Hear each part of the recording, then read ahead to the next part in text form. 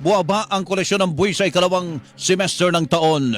Ayon kay Bureau of Internal Revenue o BIR Commissioner Romeo Lumagi Jr., nakaapekto kasi ang pagpapahinto ng mga proyekto ng Department of Public Works and Highways sa gitna ng isyu ng katiwalian sa flood control projects. Ang naging problema lang po ngayong second semester ay bumaba po talaga dahil nga unang-una po dyan yung epekto ng DPWH dahil po sila mismo dahil sa nangyari po yan, nag-hold sila ng mga payments.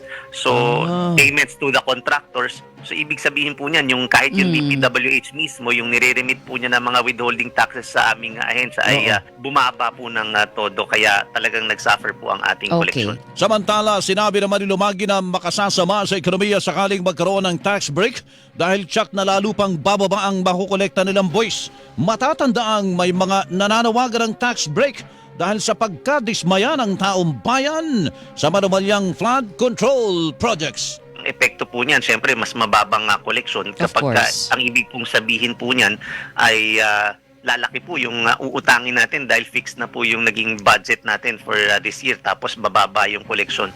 So talagang magsasuffer po ang ating ekonomiya kapag nagkaroon po ng ganyang tax break. Ang tinig ni BIR Commissioner Romeo Lumagi Jr.